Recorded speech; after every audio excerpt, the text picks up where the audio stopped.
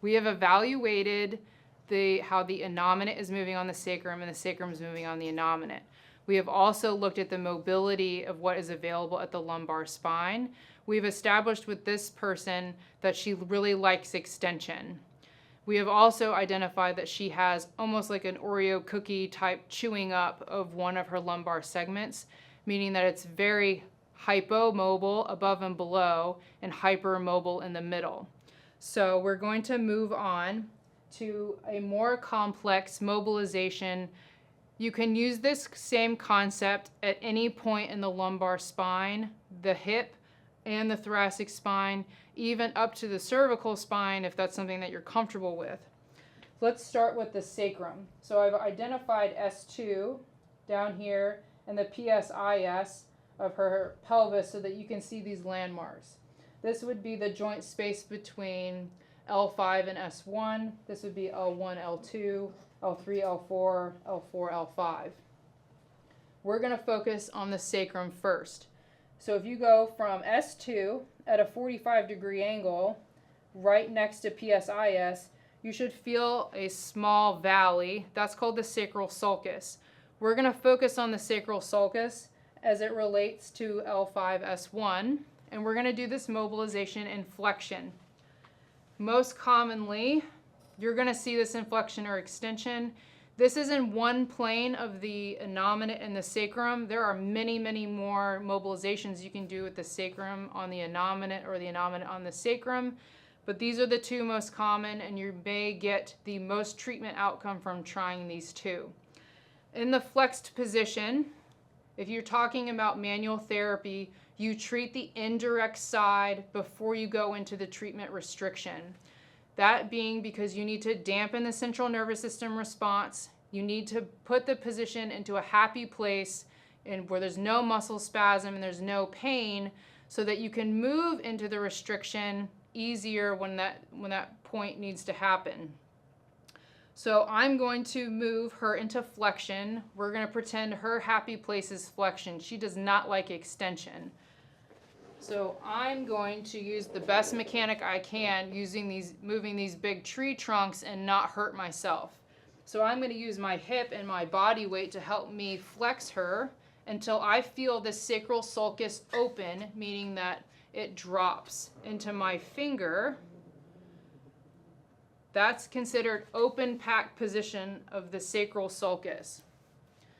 I'm then going to add a triplanar positioning of a side bend and then a rotation. We've already added flexion, that would be the third range. So I'm going to add a side bend by dropping her feet off the table. So you can see how my hand is starting to move up toward the ceiling. She's in left side bend. The next piece we're going to add, trying to hold all these things at one time, is we're going to add a rotation. So she's actually going to drop her chest toward the table. So now I have completely opened up the sacral sulcus and it is ready to be mobilized. So I can either mobilize her at the hip, or I can use her leg as a lever. And I can mobilize her further into that side bend rotation. I can add more rotation.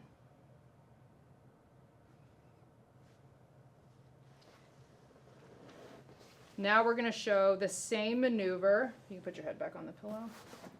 An extension. So now we're going to completely extend her lower leg, but again, we were watching for accessory range of motion. I don't want her to start to move at these lumbar segments for her lumbar extension. So we're going to move this hip. Now your top leg is the lever. Your bottom hand is still monitoring that sacral sulcus for flexion, but her bottom segment is in extension because her leg is in extension. This would be a position where she's happy in extension. She doesn't like bending forward. She doesn't like being in a seated position.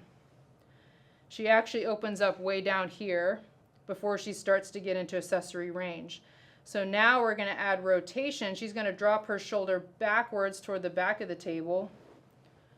And now we have a triplanar positioning because I have control of side bend here, she's in extension here, and we've added a third range of rotation. So we can either mobilize at the pelvis, we can mobilize using side bend, we can mobilize using rotation at that segment.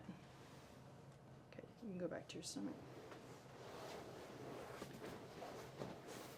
So just doing that one range of motion, we can go back and test the S2 on the anominate. So go ahead and lift your left leg. Good. And go ahead and do a cobra extension.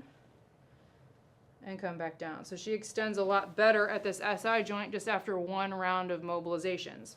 Go ahead and turn back to your side so your back is to them. You can use this exact same concept at any lumbar segment, at any thoracic segment. You just have to get creative with the positioning. So let's jump up to L4, L5. I'm at that segment. So let's do flexion here again. So using good body mechanics, I'm going to use my body weight to move her leg until I feel that segment open.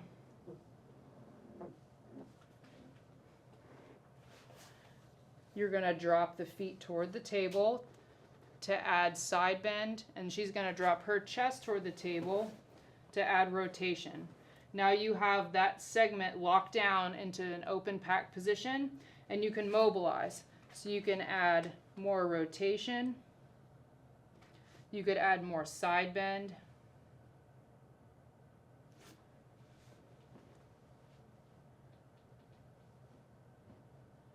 You're continually monitoring that segment. If you wanted to do it in extension, which means that she's happy in extension, she likes extension, she doesn't like to flex forward. Go ahead and extend a little bit more. This one. There you go. So I have control of this lever. So I have control of side bend and extension at the lower leg. I'm going to check for accessory motion by putting my finger at the segment above. I don't want that one to move yet. So I feel this, my ring finger starting to move, so I'm going to back off a little bit. Now I've isolated this joint. Now she's going to reach back toward the back edge of the table with her top arm. And you're actually going to reach down the table with your arm. There you go. So now I have control of her lever with more rotation. And I also have a little bit of control over her rib cage, and I could drop her at her chest to get more rotation. Or I could have her reach further down the table. Go ahead and reach as far as you can. So you're going to reach here. Reach, reach, reach as far down as you can. So now I'm adding more extension and more rotation and more side bend by having her actively rotate down. Okay, go ahead and go back to your belly. So you could test that extension again, see how much progress you're making. Go ahead and extend. Left or right? Left. And go ahead and do a press up. And then back down. If you wanted to do a higher segment, you just have to get creative with where your with where you're moving her and how you're positioning her. Go ahead and lay on your side again. So let's say we want to do like a CT junction, which is a lot higher. Again, you're going to flex her until you feel like you've maxed out that range of motion. She could probably go more. So we're going to take her top leg and actually hook her foot inside of her bottom knee. Now we're going to flex her more. And then you'd go through the same process of adding side bend and rotation, so she would drop her chest toward the table. And now I've isolated the CT junction. If you're talking about doing this positioning for a thoracic spine, you're going to need a wedge so that she side bends from the thoracic spine rather than the lumbar spine. And it's the same setup each time. How can you maximize that flexion to isolate the segment? Whether you're doing it in flexion or extension, then you need to add a side bend and a rotation to isolate the one segment before you mobilize it. Probably the most easiest is just doing a straight PA, which I'm going to show you next. Go ahead and flip onto your stomach.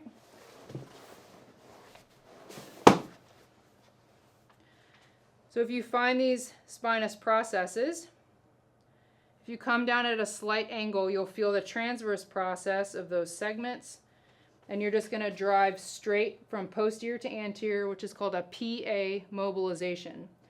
Again, a grade 4 is going to be the most comfortable for the person on the table.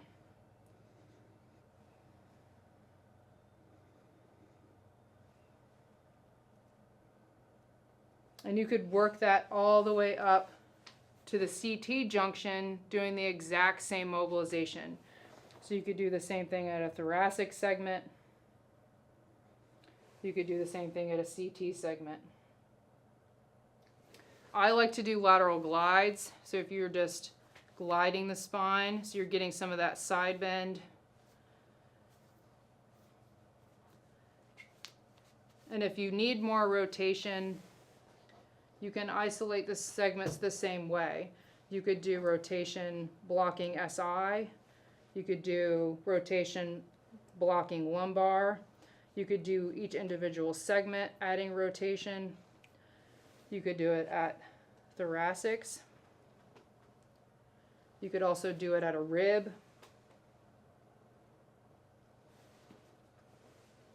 So your hand becomes the fulcrum where the mobilization is occurring.